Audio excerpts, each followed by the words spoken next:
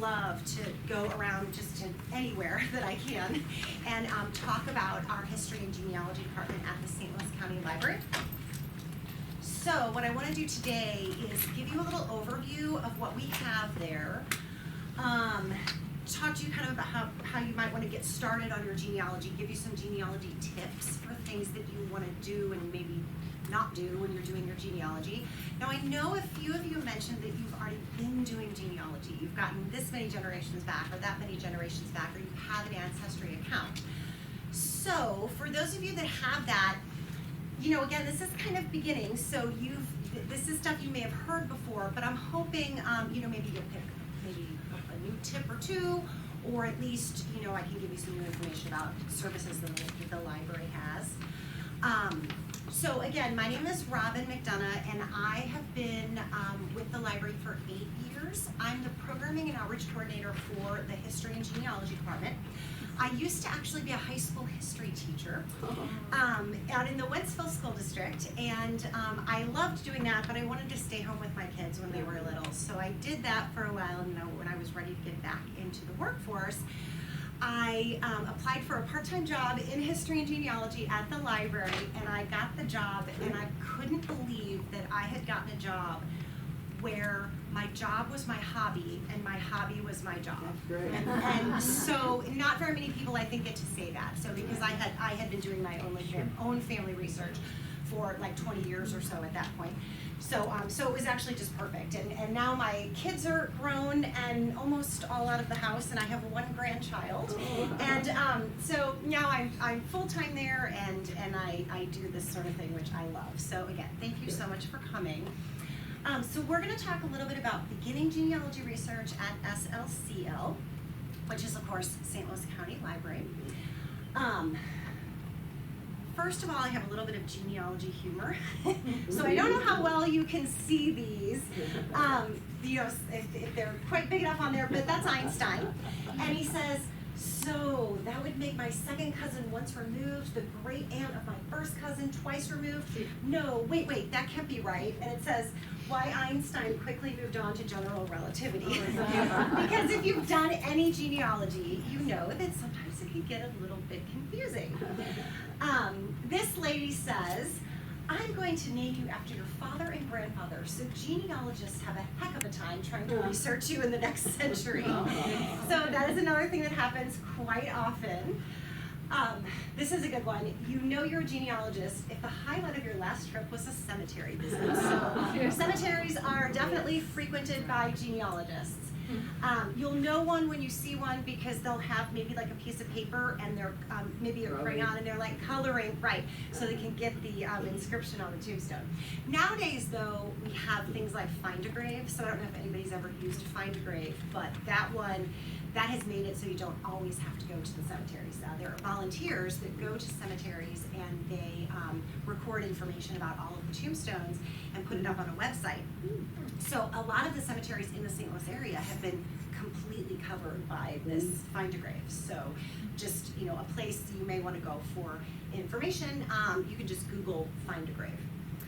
And then we have Darth Vader, and he says, so Luke has a sister. Now we know from the movies that he found out through the Force.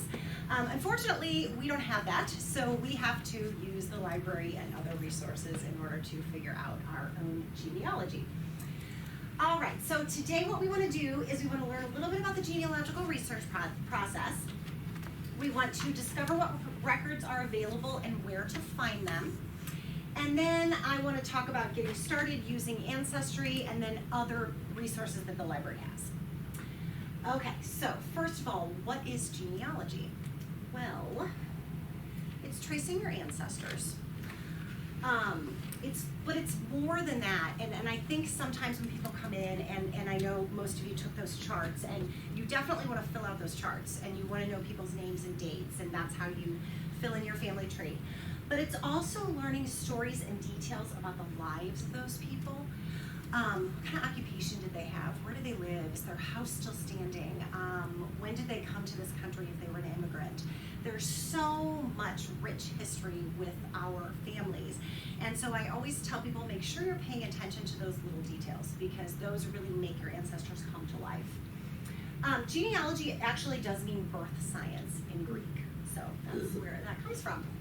So first thing you always want to do when starting out with genealogy is start at home. And what I mean by that is grab one of these charts and write down what you know. So I brought a couple of different kinds, just kind of depending on what kind of visually how you like to look at a lineage chart, and also maybe how much you already know about your family. So this is a 5-generation chart that we have at the library. So it just goes across the page. Obviously you're here, parents, grandparents, and so on. But this is only 5 generations. Some of us, I mean, obviously you know yourself, you probably know your parents, you probably know your grandparents, you may know your great-grandparents. So that actually takes you all the way to here. I will say for most people doing genealogy, once they get past the great-grandparents, that's when they start, kind of not knowing all of that information, all of those names and dates. So, but these are great to start with because now you know where you want to pick up with your research, right? Now you know when you go on a website like Ancestry, now you know who you want to be looking for. If you get to this row, you want to be trying to find these people maybe living with their parents, maybe in a census, maybe on some other kind of a record that will give you those names to keep going. I also have this type of chart out there. This is actually a 7-generation. So, and this is a fan chart, and I really like these. I just think visually they're nice. You go in the center, and then what I usually do is I have dad and mom, and then dad and mom, dad and mom. So you're going out 7 generations. Obviously you don't have as much room once you get to up to the 7th generation to put information. But you can always make notes on the back or something like that. So I really like these. And again, this is a great way to get started. Use a pencil. I know I brought pens. Don't use those when you're doing this. Bring a pencil, and we'll kind of talk about why in just a minute. So you always want to write down what you know. Another thing to do is interview and speak with family. Now, we usually tell people when they come into the library if they're younger.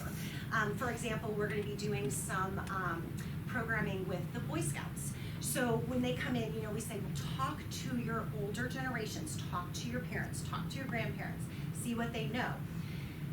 But it's also those in the same generation. So if you no longer have older living relatives, you might still want to talk to siblings, cousins, because you'd be amazed at how different, what people remember is. As an example, this is actually a text from my husband's uncle. And we were talking about where their Irish ancestors were from. And, you don't necessarily need to read the whole thing, but he was telling me that he passed away in 1955.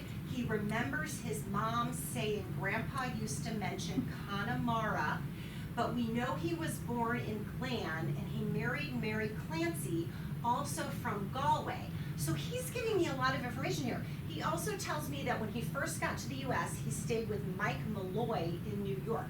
I don't know who Mike Malloy is, but he remembers this name. What's interesting is that my father-in-law, who is his brother, he didn't remember any of this. So that's what I was saying, like he just happened to remember those stories. With this information that he gave me, I was able to find the immigrant who was William McDonough, who came to the U.S. in the late 1800s, and I was able to find him in Ireland. So I was able to find his parents and their parents, and as far back as the Catholic records would go there. Yes, and his wife, Mary Clancy, actually ended up being from the same place in Ireland. In Ireland, they have a very small, kind of like a district called a townland, and they were just about 2 townlands apart, which is very close. So there was definitely like a pipeline of people coming from this area of Ireland to St. Louis. Her brothers were police officers in St. Louis. They came before William did. William became a police officer in St. Louis in the late 1800s. So you have a lot of that goes on today. It was going on back then as well. So interviewing, speaking with families, seeing what they remember. Also, all of these things, family papers, marriage licenses, newspaper articles, family Bibles, pictures, all of these things. I mean, you may not be the keepers of this. Maybe somebody else is. Maybe you've already gone through it. But these things always have good clues within them, especially if the pictures are written on the back. Sometimes they're not. So sometimes you're left with pictures that you don't know who they are necessarily. My grandmother passed away in 2019, and luckily she had given me a big box of pictures. A lot of them I had sat down with her and I had written, she told me who they were, and I wrote on the back. If you're going to do that for someone, make sure you use a pencil and write very lightly on the back so that it doesn't go through to the front of the picture. But some of them we didn't get to, and some of them she would say, oh, this was our Mr. and Mrs. Club. But then there were a lot of pictures that my grandma and grandpa weren't in. There were just, they were friends, and so yeah. So I may not be able to, learn anything from those, but all of those things are good. Okay, organization. If you've already started genealogy, you probably have your own system. But if you haven't yet and you're wanting to start, let me tell you the 3 ways that you can kind of approach this, okay? So the first one is paper storage. So you can print off these charts, and there are the 2 that I brought there. And you can just use those. And we have a lot of people who have binders. They just buy those plastic binders and they keep, one side of the family in one and one side of the family in the other. And that's where they keep their information. That's where they keep any documents that they want to save or things like that. That's a family group sheet. So we also have those, and that's a good way to keep track of siblings in a family. And then the other way to do it is there is family tree software. Now, when I say software, like you used to go to Best Buy and buy these in boxes. Do you remember that? And then you could put it in your computer. Nowadays, you don't do that. You just buy it from their website and you download it to your computer. But these are all some of the brands that they have out there. I don't use these, but I have a former coworker who really liked Roots Magic, so that's as much of a, I guess, a recommendation as I can give. But they allow you to make a tree on your computer. You can upload documents and things like that. So you can purchase family tree software. The other way that you can keep track of your family tree is you can do it online. So if you have an Ancestry account that you pay for, and I think a couple of you said you did, you can build your tree on there. In fact, this is my tree, and I have my tree on Ancestry, so that's what I choose to do. Because I can upload documents right from Ancestry, right to my tree. I can add my own documents if I want to. I can, compare my tree with other people on Ancestry. So there are all different things that you can do. Now, the only thing with this is obviously this, you have to pay for it. I mean, it's a subscription service. I believe that you can build a tree on Ancestry with a free account, but you can't interact with all of the documents on Ancestry. So you wouldn't be able to upload the documents to your tree because you wouldn't be able to see them. So, but that's an option if you did want to pay for a subscription.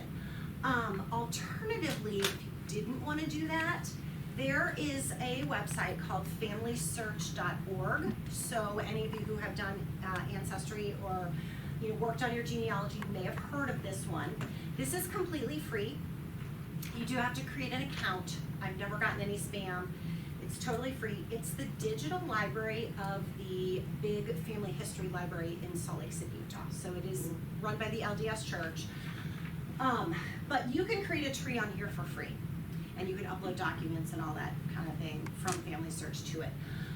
The only thing I would say about the Family Search version, so with the Ancestry version, you can make it private where other people don't see it. It's just your tree. On Family Search, however, there's one big, I guess they call it the world tree. So when you put people into your tree and you add documents and things like that, other people can see that, which is good because everybody's sharing information. That usually helps everyone. However, I have seen where, this never happened to me, but people kind of get into a little thing like, oh, that's not right, that date isn't right, isn't where this person was born. Because you can message people on Family Search. You can also change it. And you can change it, exactly. So people can change stuff you put in. You can also change stuff that people put in. So, and that's where that sometimes happens. so yeah, but it is free. So, there's that. All right, let's talk about some rules and tips when doing your genealogy. So, first one is you always want to go from the present to the past. That seems obvious, but sometimes we have people who they say they want to find someone and then go forward. And there might be reasons to do that, because you might want to maybe see if you have any, relatives in a foreign country or something like that that you're distantly related to. But it's really hard to do it that way. It's a lot easier to go from present to the past. So you always want to work backward with yourself and then going back. And what you do, and what I kind of mentioned with the chart, is you take that last ancestor that you know about, and then you want to try to find them on some kind of a document, oftentimes the census, with their parents, and so on. Now, this is easy for the males because typically their name doesn't change. Now, there are certain times when it does.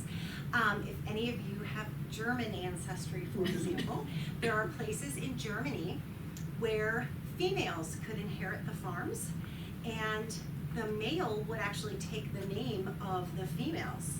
So there are certain, but generally, that's not going to be what happens. So the females are going to be a little harder because you're going to have to find other records for them. You could trace a lot of males back many generations just by using census records. Females, you can't do that, because if you have them on a census with their husband, that's their married name. The census doesn't tell you what their maiden name is. So then you have to find a marriage record or some other kind of record that's going to show her maiden name. Another thing that you can do to help, and this is the first one, so citing your sources. I always tell people, if you're just doing genealogy for fun, it's not like you're turning in a term paper in high school and you have to have a perfect bibliography. You don't have to do that. But if you want to maybe compile this into a book, or you want to join a lineage society or something like that, like the Daughters of the American Revolution, they do require, hi, you're fine. They do require specific citations. So this is what we recommend. This is a book, Evidence Explained, for doing those correctly. But if you're just doing this for fun, you don't really need to worry about that. But I would maybe kind of make notes of what you've done before, or maybe, where you got something, because I can't tell you, probably a few times a week we'll have somebody come into the library and they'll say, well, I have this piece of paper and I don't remember where I got it from. And then we have to sort of try to retrace their steps. So another good thing to do to help you with that is to keep a research log, and so write down, well, today I researched this side of the family and I went on Ancestry, and it may keep you from redoing the same research. And I have to say, I am really thorough with my own family research, so I do that all the time. I have researched certain people multiple times. I've never found anything different, but I've researched them multiple times. Another thing you want to do, this is especially for those of you who do already use Ancestry. It is so easy when you go on Ancestry to just look at what's down the center, because Ancestry will give you a really good just detail. They'll do it, it's like a transcription of what's on the record. So this is actually my great-grandfather, Edward R. Wilshusen, and this is him in the 1930 census, but they give me all this information here. But you always want to look at the actual record. Ancestry does a really good job of highlighting the family, but also sometimes the transcription isn't correct, sometimes it's missing information. A lot of times the names in the transcription are spelled wrong, and you're like, okay, well, is this my person? But then when you look at the actual document, you can tell that it is, because they had transcribed, they had misspelled it. So you always want to look at the actual record. There are, for those of you who are new, those of you who are not are shaking your heads, there are many mistakes and discrepancies in genealogy records. So this is just the nature of the beast here. There are different reasons why this can happen. So it might have been that the recorder of the information spelled it wrong, misheard it. When you think about people who came to this country as immigrants, they didn't speak English, or they had a heavy accent, and an enumerator coming around to their door to get their census information, asks them what their name is. Well, maybe it was something that they tried to spell phonetically, and it came out really wrong. Sometimes the transcriber, like I said, Ancestry will give you that information down the center. That is either done by a human, although more so these days it's done by AI or OCR, which is optical character recognition, and sometimes that's not correct, especially if the document isn't real clear or something like that. Sometimes the individual does not know their own information. You wouldn't think that that would happen, but I want to mention William McDonough again, my husband's great-grandfather who came from Ireland. I wanted to find him on a passenger list, on a ship's passenger list, because I wanted to know where he came, when he came over from Ireland. I don't think he remembered exactly when he came, because the family story was that it was sometime in the 1890s. So he came here, we know, in the 1890s. He lived until 1955, so he was on several censuses. The 1900, 1890 isn't, I'll talk about that in a minute, they don't have that one, but 1900, 10, 20, 30, 40, 50. So he was on all of those censuses. Now, on a few of those, they ask you, if you're an immigrant, when did you come to the United States? Well, he gave 3 different dates of when he came to the United States. Why did he do that? I don't know. Also, he and his wife, Mary Clancy, never aged, both of them, never aged 10 years between each census. So, but it was clearly them because they had the same children, they were living at the same address. So you're gonna see those. It doesn't mean that it's not your ancestor. You have to look at the whole document, okay? And this is another thing that we probably get once a week in the history and genealogy department, is somebody coming in with a document that says, well, my John Smith was born on December 3rd, 1860. And this John Smith was born December 2nd, 1860. And they're born in the same place, and so probably one is maybe like a birth date and the other's a baptismal date or something like that.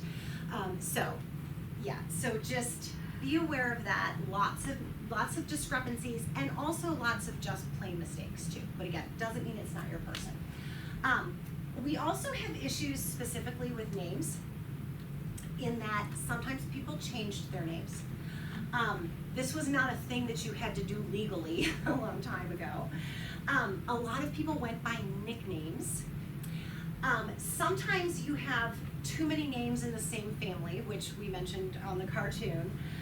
Depending on what ethnicity you're doing, if you get out of the United States and you go back perhaps to Germany, usually German children were named after their godparents, and they could have had two maybe, but also 3 or 4 godparents. So that means that that child has 3 or 4 like first names, sort of, and then their surname.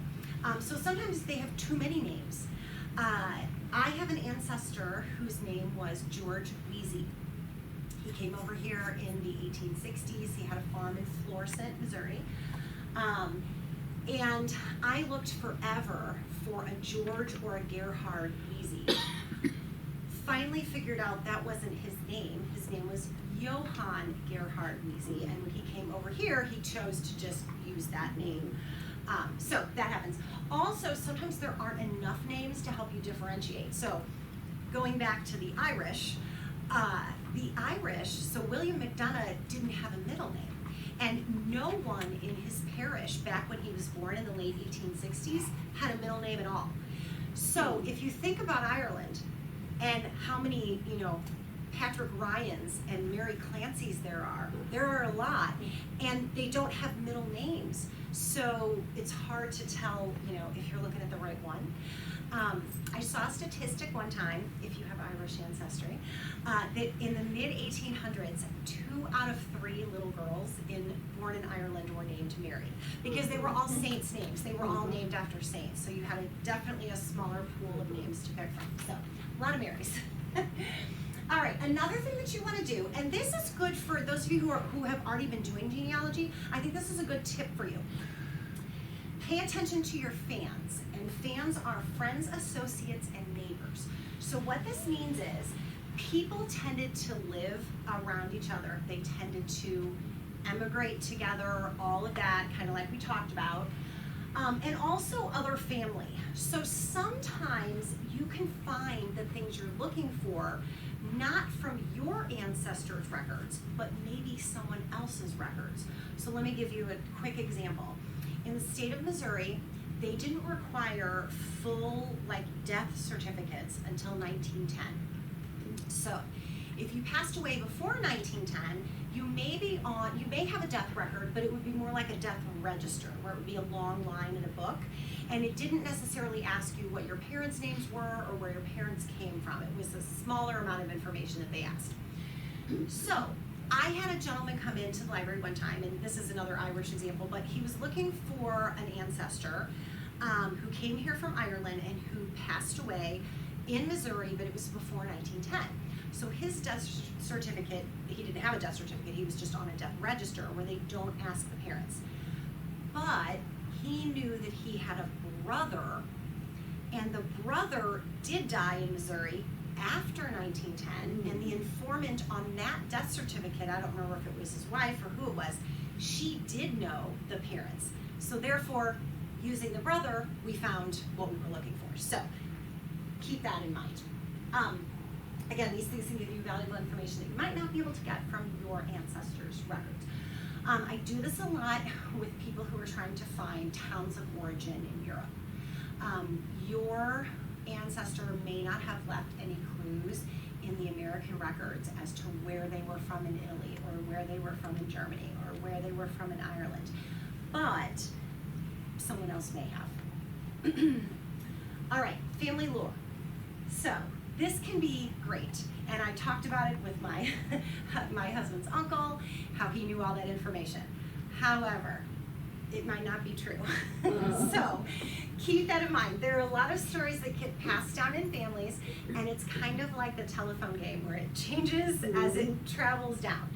So just always kind of take that information, I guess, with a grain of salt. All right, beware of the internet. Don't copy other people's mistakes. Always double check information and see what sources are given in online family trees. And this does come from Ancestry, and they are the keepers of a lot of these family trees where people are not necessarily doing this. So if you have a tree on Ancestry, they will give you little hints, and those hints come from, sometimes, it's like AI technology, and okay, this looks like this person. And then sometimes those hints are from other people's trees. Or sometimes you'll look at someone else's tree and say, oh, I'm gonna put that person in my tree because that looks like my person. Be careful when you're doing that. Make sure that it makes sense, number one. Make sure that they have documents attached. Don't just take what they're telling you at face value. Because what could happen is you could end up completely researching the wrong family back several generations.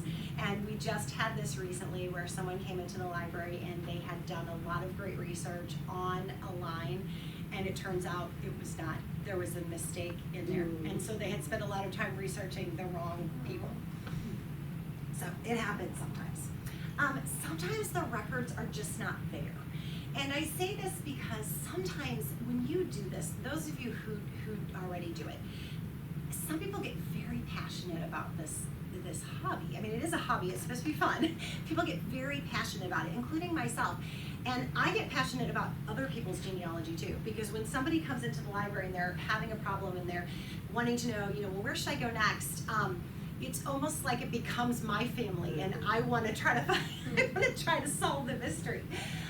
But unfortunately, sometimes there are just not records available, and it doesn't mean that your research was less than. It just means that it's impossible to prove something.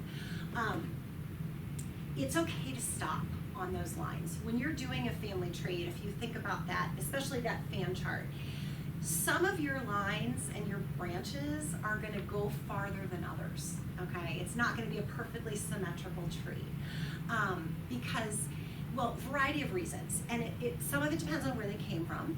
So let's go back to the Ireland example. So many people who came from Ireland to this country were Catholic. Well, Catholics were not supposed to be practicing their religion for, part of the 1500s, 1600s, until later 1700s, some of the rules started to be relaxed.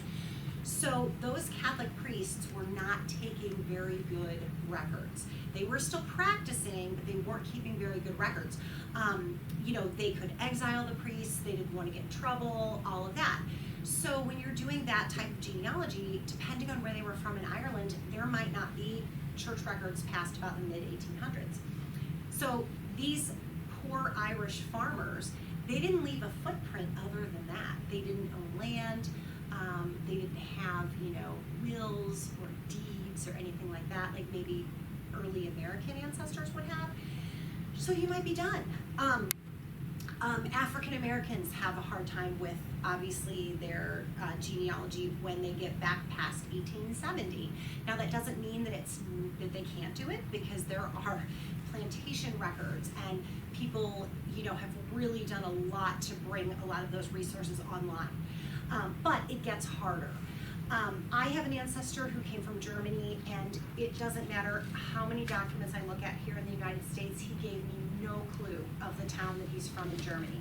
And if you have European ancestors, the key to finding them is knowing the town that they came from. There is no overall index for like everyone who came from Germany or everyone who came from Italy or Ireland or wherever. So you kind of have to know where in a smaller area that they came from, and then see what records are available for that smaller area.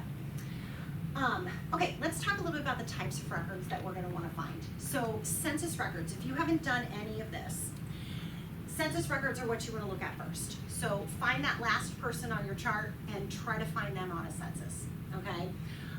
Censuses are really a lot of bang for your buck. They have a lot of information. They give you a lot of clues. Censuses are available from 1790. That was the first federal census. Although the very first few censuses, so like 1790, 1800, 1810, and 1820, there are parts of those missing. There are some states that are missing. So those are a little bit incomplete.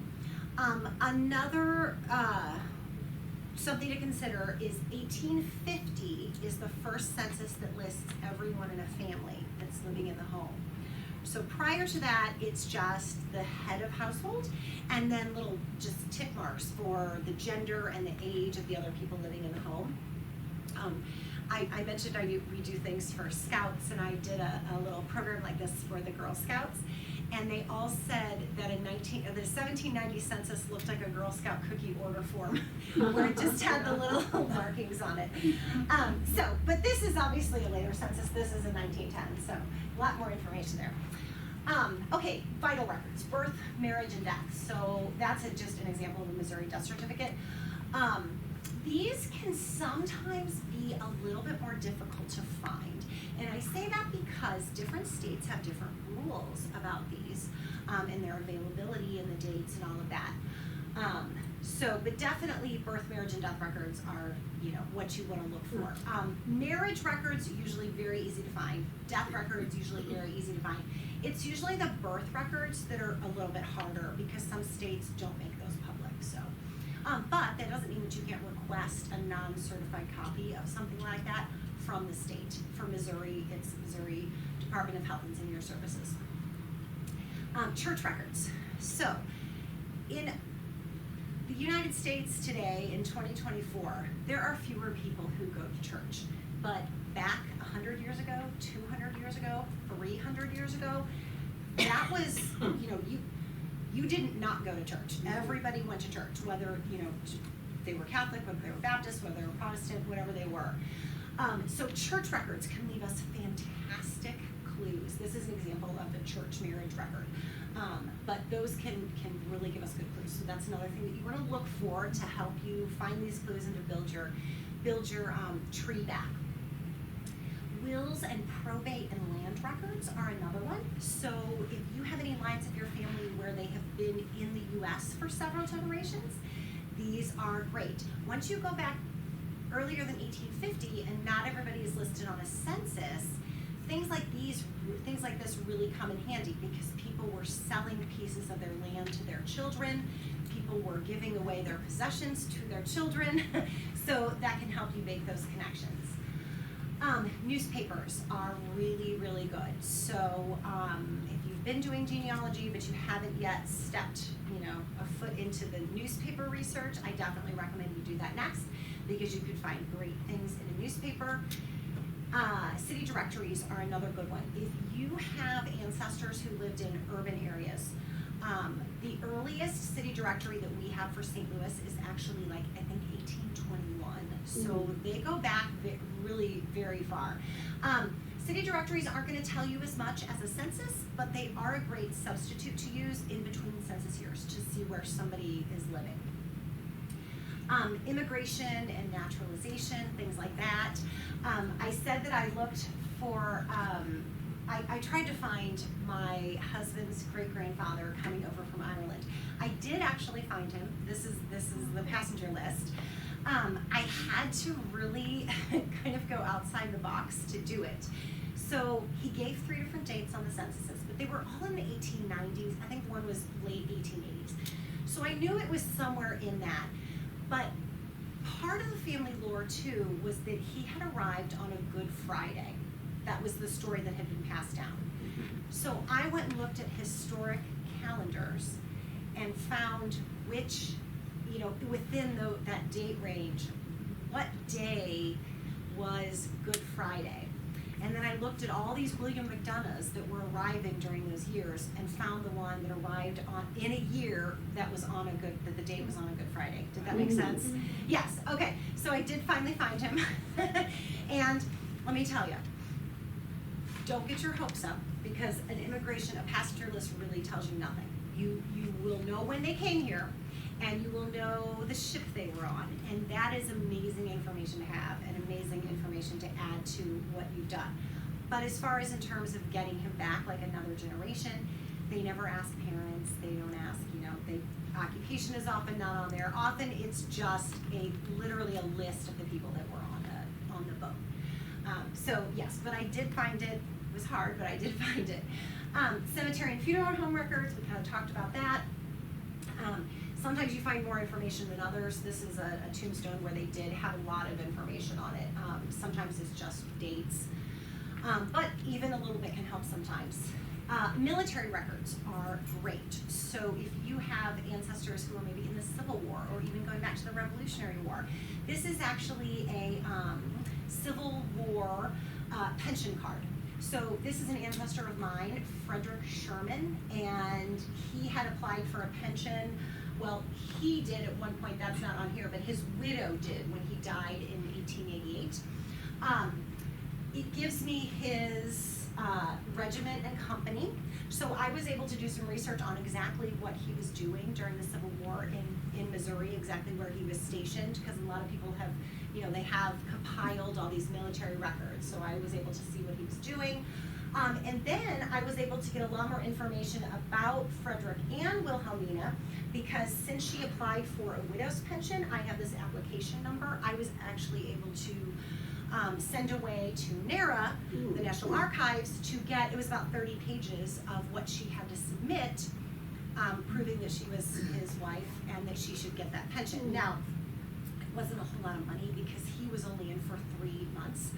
If you have any St. Louis German ancestors that were in the area in the 1860s, there's a good chance they may have fought for the Union. There were a lot, I almost think it was kind of like a peer pressure kind of thing, like, let's all go and sign up. And of course the Germans were abolitionists, and but a lot of them just signed up for 3-month tours, and he did that, and that was it. So yeah, so he didn't get a whole lot of money, but that's, if you have anybody that fits into that, I would definitely recommend doing that. You do have to pay, and I think it's like $80, and you have to pay that regardless of how many pages they have. So you may pay $80 for a couple pages, but you may pay $80 for 100 100 pages of a treasure trove of, you know, genealogy documents. You just never know.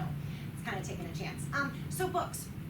So especially for those of you who have been doing this for a while, but maybe you're trying to get back a little bit further, the library has 20,000 family histories in print, okay? So these are books that have been published that somebody wrote. Now, you have to kind of take them with a grain of salt too, because just because they're published doesn't mean they're accurate. But most of them do circulate. So most of them you can check out because they're part of the National Genealogical Society's collection that we keep at our library. So you might want to check in our card catalog online and see if we have your surname that you might be looking for, because somebody may have done a whole lot of the work for you in these type of books. So I have an ancestor who goes back to Jamestown, and his name is John Price, and we have a book in the library about him and his descendants, of which I believe to be one. I will say that I have a few little gaps in a few of the generations, so I don't know if they would actually accept me into the Jamestown Lineage Society, but I'm going to keep working on it. All right, and then again, online trees are great, but you do have to take them with a grain of salt. This, I think, is John Kennedy, so I mean, I would hope somebody has done John Kennedy's genealogy accurately by now. Okay, another thing I want to talk about is DNA. So it's controversial. Not everybody is into spitting in a tube and sending someone their genetic data. You don't have to do DNA to do genealogy. So don't let the commercials, you know, make you think you have to do that. DNA can be very helpful if you have some brick walls, if you have an adoption or something like that in your family. It can be very helpful. You don't have to do it. In fact, at the library, we're more concerned with the records and the research. We're not scientists. We don't, you know, I don't know everything about centimorgans and all of that. But if it's something you want to do, it can be great. It can be fun. This is actually, is this mine? I think this is mine, from Ancestry, and it's amazing how accurate a lot of it is getting. So it can definitely help you with your research, but you don't have to do it. All right, where are you going to find these things in order to build your tree? So unfortunately, they're not all in one place. That would be nice if they were, but they're not. So we usually tell people to start online because there are so many good databases now. They're easy to search, and so many records have been digitized. But you can also find records in libraries. So I mentioned we have 20,000 family history books. Our whole entire collection is like 100,000 books. And people write genealogy books about just about anything. So they'll go into a courthouse basement and they will, you know, transcribe all the wills or something like that in a particular county. So those things are extremely helpful. So kept usually in libraries.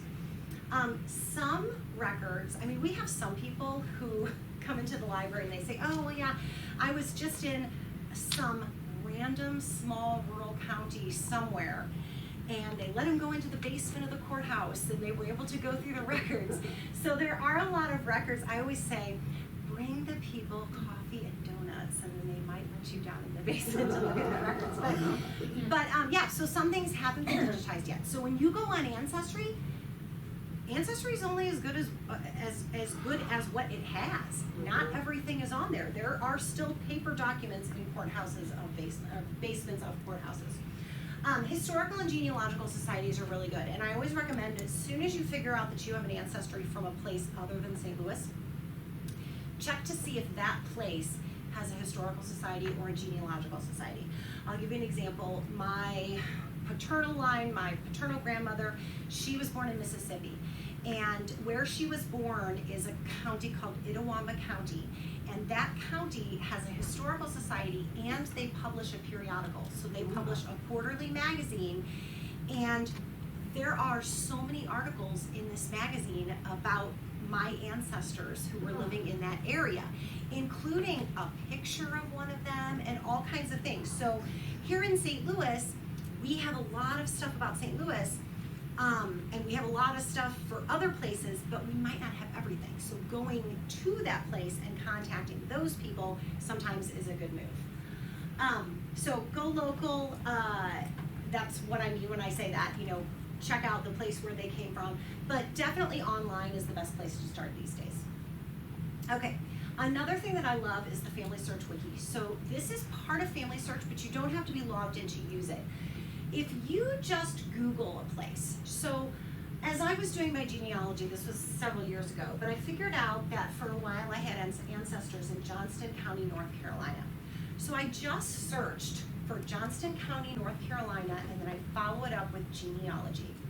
And then what it gave me was a page, and I know this is kind of small, but it's telling me when the county was created, where the courthouse is, every year that they started keeping records, was there any record loss, did the boundary change, and then it starts giving me links to where I can find all of these records of Johnston County, Missouri, or Johnston County, North Carolina. Now, some of these are on Ancestry, so if I didn't have an Ancestry account, I wouldn't be able to go to them, but a lot of them are on Family Search, which is free. So right there, I'm going right to where the records are. So if I had an ancestor and I wanted to know, did he have a will, did he have a marriage record, what did he have, I might be able to get a link to that from here. You can also do this for foreign countries. So if you find out you had an ancestor from some country, I like to do this. We had a high school group, and there were several people who had ancestors from Mexico. And I said, go on this Family Search Wiki, because if you search Mexico genealogy, it's going to give you links of places you can go to find Mexico records. So again, just Google that. It's super easy. What do we have at the library that can help you? So somebody was mentioning the name. So we never used to be called Emerson. That is new. So the headquarters branch that was on South Lindbergh, 1640 South Lindbergh, across from, that's Frontenac, they tore that down almost, well, not almost 2 years ago. So we opened at the new place in July. That was almost 2 years from when they tore down headquarters. So it was about a 2-year rebuilding process. So the new library on the same land where headquarters was is called the Clark Family Branch. So yes, we did have donations this time. So the Clark family, they own Clayco Construction. So you've all heard, yes. Yeah. And then Emerson, of course, Emerson Electric for us. But so this is what it looks like. We are on the second floor of the Clark Family Branch. But you can do a lot actually before you even come into the library. You can do a lot just from home. You can do a lot from here. Our website is SLCL.org. And if you click on Research and Learn, and then you click on History and Genealogy, and then if you click on, oh, hang on, all of these things, you can click on any of these things, and there's a lot of stuff that you can discover, so I just want to show you a few of them. We have a newsletter, and I put some out there, so you're welcome to take one on the way out. The October edition, we wanted to do, we always try to do kind of a spooky topic. So this October, it was the cholera epidemic in St. Louis, and was in 1849, wiped out about 1/10 of the population of St. Louis at that time. So anyway, if you're interested in that, go ahead and take that. But we do that every month. It's electronic. You can sign up for it out there if you want to. We do history and genealogy topics. So we have that on, or you can read back issues on the website. We also have a virtual classroom. So if you've been doing this for a while, but you're kind of stuck, you might want to go in our virtual classroom and see if maybe we have a recorded class that might help you with the research that you're doing. We also have live classes and programs, and there is a list of all of our fall programs out there. You don't have to come to the library. A lot of them are Zoom. So yeah, so we try to do a variety of different types of classes. Lookup requests. So if you can't make it to the library, but you know there's something that we have that you want, we have a lookup request, and you can either email us, you can call us, or you can fill out this form that we have on the website. And the lookups have to be from an indexed source, so we're not going to just do open-ended research. But if you call us and say, I'm looking for a marriage for my grandparents, I think it was in such and such year in St. Louis, and then we can check on that, and if we find it, we can send it to you. We also, I don't have a slide for this, but we also have another service called Book a Genealogist. So if you are at a brick wall and you're having trouble finding something, you can actually book an hour with one of our staff members. They can give you some ideas of maybe where to go next for that. There's also a form for that on our website too. And we can actually do that through email or phone too if you didn't want to come to the library. So we also have research resources. So if you click on that little button, you see all of the databases and also just websites that are commonly used, but all of the databases that the library subscribes to and that you can use if you have a library card from home. And then of course we also have the books. Like I said, we have a lot of books that do circulate, so check out our catalog and see if we have anything. Is there a senior van that comes here? I'm assuming there is. Bookmobile, yes. Yes. Mm-hmm. So yes. So I think if you were to check any books out, you would just designate which one it is that comes here, and then they'll send it out on that. Four. Yes. Okay. Four. So yes. Yes. So and definitely, like I said, if you haven't checked out the family histories, definitely check those out. I would say the family's histories are better for those of you who have lines of your family that have been in the U.S. for a lot of generations. Just because people who came like, you know, late 1800s, they're not enough generations back that they're probably written about necessarily, but great for the ones in the U.S. Okay, a couple things about the databases. Ancestry, and some of you have that already. If you want to use the library's version, so when you buy it, it's Ancestry.com. The library has what's called Ancestry Library Edition, and it's equivalent to the World Edition that you pay for. So it's the big, it's got most of it in there. The only catch is you have to use it in the library. So if you don't have it and you wanted to use it, you would have to go to a library, but we have some other things that are good too. So, and a couple things about Ancestry. It's the largest database of genealogical records that are searchable by name. It's really easy to use. Those of you who have it, would you say it's pretty easy to use as far as how you search it? I mean, I think it is. But remember, your searches are only as good as what Ancestry has, and they don't have everything. I can tell you, St. Louis County marriages, I don't think they have St. Louis County marriages on there. So like you could look forever and a day for an ancestor who was married in St. Louis County, you know, after the split, which was in 1877, and you'll never find it because they're not on there. Now they are in Family Search, but and we have them on film at the library, but they're not Ancestry. But we have some other ones you can use just from here if you have a library card. So one is called Heritage Quest. This is owned by Ancestry. It doesn't have as much as Ancestry, but it does have census records, which are a good place to start. So Heritage Quest you can use from here with your library card. Another one that you can use from here with your library card is newspapers.com, and I mentioned how important newspapers are. So that is just a great database if you haven't used it yet. Fold3 is another one if you suspect you have military ancestors. Again, somebody in the Civil War, somebody in the Revolutionary War, War of 1812, anything. Definitely check this database. Remember, for 20th century military records, those are very limited because of the National Personnel Records Center fire that took place here in the 1970s. So yes, so if you have parents or something, you know, you may or may not see that because there was a lot of record loss with that. History Geo is another one. If you have any ancestors who have been in this country for several generations and they may have been first landowners, this is a great website to, you can search by last name and like by county and see maybe, you know, where their land was and also who is living around them, which kind of goes into that whole fans thing. Family Search is the one that I mentioned. Family Search is not one that you have to use through the library. It is free, you just put in familysearch.org, but this is a great one if you don't want to come into the library and you want to just do your genealogy from here. I would really also recommend familysearch.org because I don't like it as well as Ancestry, mainly because you can't search by name, but it has a lot more than Ancestry. You just have to know how to find the records, and that means going to the catalog. sometimes, and looking directly for the type of record that you want, and then browsing it.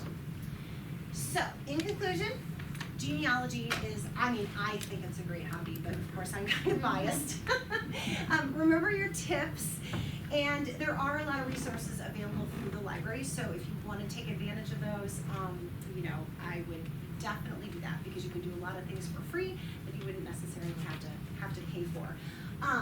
I have outside, so I have these two charts which we talked about, so you are welcome to take a couple of those if you want to. I also want to mention, I didn't have a slide for this, but we have in our new space there at the Clark Family Branch, we have what is called the Memory Lab. So this is brand new, it's been really, really popular. We have, collectively it's called the Memory Lab. One of the rooms is an oral history recording room where people can come in and they can do audio or video, and maybe an older generation comes in with a younger generation, they can interview them, or just a solo person does sort of a life story. So we have that, and then we also have another room that has 3 digitization stations, and you can digitize pictures, which is easy enough, but sometimes it's a daunting task because you have to individually place pictures on a scanner, and we have that, but we also have an Epson fast photo machine. So if you have like up to 50 pictures that are of about the same size and weight and shape, it will feed them through and automatically scan them in a matter of minutes, including the backs if it detects that there's writing on the back. So it's fantastic. You can also digitize VHS tapes, VHS-C, the smaller like high 8, mini DV, 8mm film. We don't do 16mm, but we do 8mm, and that's all free. You just want to bring a flash drive to save the files to. So you do have to have an appointment though for that, and you can make an appointment on the website. And if you're interested in that anymore, take this one outside, this green one. And then also, if you don't want to come to the library and do it, we also have oral history kits and scanning kits available for checkout. So the scanning kits have been really popular. It is a flatbed scanner, an Epson flatbed scanner, along with a Chromebook, and they're already paired. So you just open up the Chromebook, open up the scanner, start scanning, and save, and then put it on your flash drive. So you can check those out on our website. So those are been very popular. We're kind of dipping our toes into, we do history, we do genealogy, and now we're kind of dipping our toes into preservation, because that's such an important part of what we do. So, yeah. So does it worry you that like my kids or even some grandkids, pictures are becoming obsolete?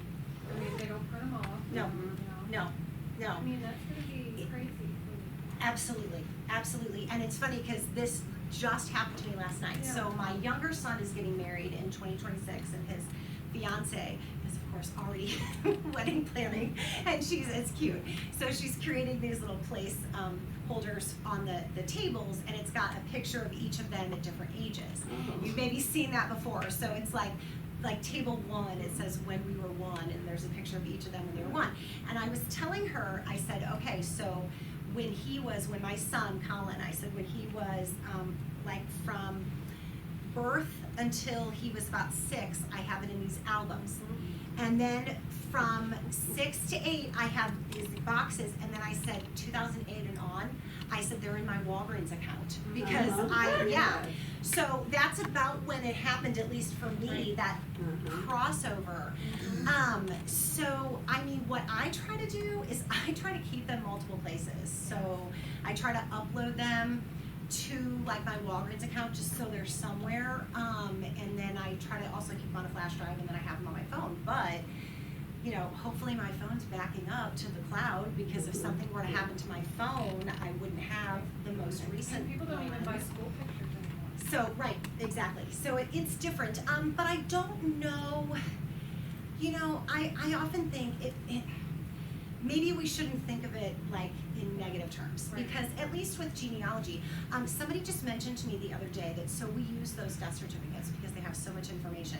Somebody just mentioned that the current death certificates do not have that much information on them.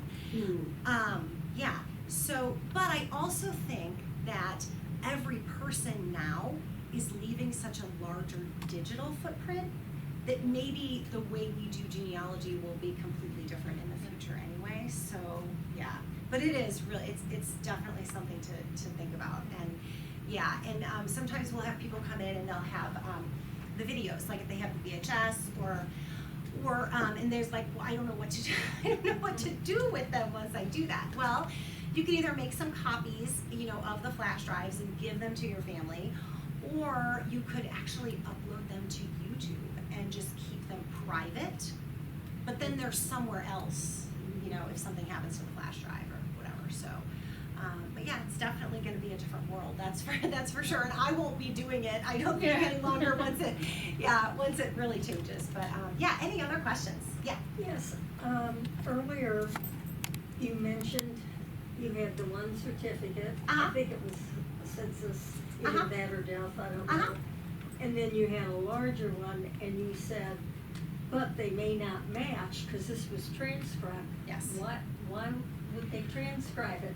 Well, so that was on Ancestry, and sometimes you'll see that the Ancestry transcription that they give you doesn't always match what's on the actual document, and it was either like human error, or they're starting to use AI, like artificial intelligence, and it misses something. Exactly, and it misses something. So yeah. Now, sometimes you'll see when you use Ancestry, you'll see a name, and then you'll see, have you ever seen that another name below it in parentheses, and sometimes you'll even see another name below it? That's where somebody messaged Ancestry and said, hey, you got this wrong. And then Ancestry, like, I guess they don't officially change what they have, but they'll put the correction in parentheses down below it. So that's what that is. So, but yes, that's what happens. So that's why I say always look at the actual document. And in addition to looking at it for that reason, I also think it's just neat. It makes the history come alive more. When you get back, not even really all that many generations in the United States, you'll see them writing their S's differently. You'll see them spelling words differently. And that's just really cool. And then, again, I hate to keep bringing up William McDonough, but he's a good example for a lot of this. So he was born in Ireland. He was born in the 1860s, so it was after the famine. But when I was looking through the Irish records to find his parents and their parents, right in the middle of the baptisms, this Catholic priest, just right in the middle of the baptisms, he writes, there's a little paragraph, and it says, over 300, this was I think in 1849, it says, over 300 people died in the parish this year. So he was making like this historic comment in the middle of his church book about how many people had died in the famine. And like, this was not a big area, so 300 people, again, it just makes you think about what these people must have gone through and how they were pretty hardy that they survived, and that my husband is, I guess, here because, you know, I guess it could have not turned out that way. So I think with this particular family, they're from County Galway, and if you look at where they were from on a map, they were located very near a big lake. So I'm thinking they weren't able to, I mean, the potatoes obviously had rotted, and the land was terrible for, you know, growing anything else. So I'm thinking maybe they fished, and that's what, you know, kept them going. Exactly. So, yeah. Yeah, this is a strange question, but I got an email asking if I knew anything about a particular family, and was I part of that family? So are you on Ancestry? No. Who was the email from? I have no idea. I can't remember. I mean, I deleted it after I discovered it was not my family. Oh, and it was actually an email, not even a message. No, it was an email. So and that was a family name. Right. I don't know what that is. I don't think it was my family.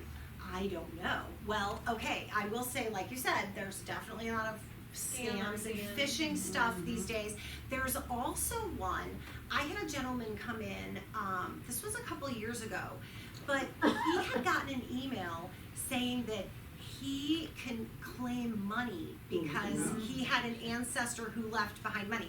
So luckily, he wasn't following that. He came into the library and said, hey, no, actually, I think I was doing a program up at, I think it was at Florissant Valley. He came in there, and he was like, can you see if, like, my, I don't know if it was an uncle or brother, I don't remember, is still alive? Is this legit?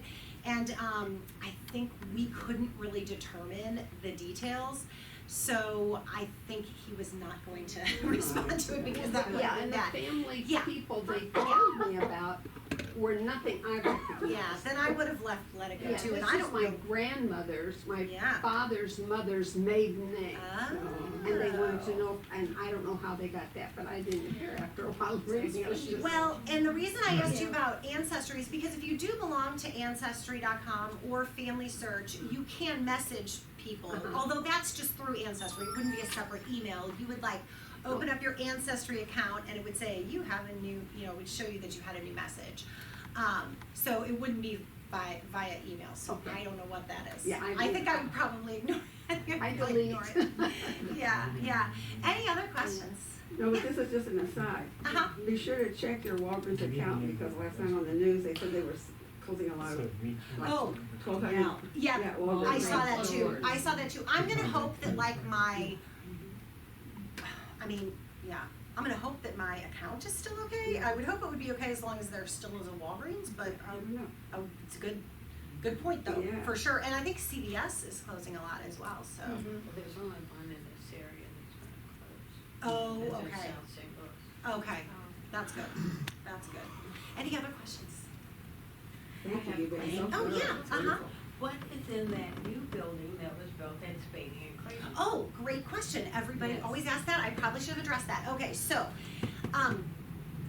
by the way, all of this construction was part of a bond issue that was from 2012. I don't know if anybody remembers that, but it raised money for the libraries.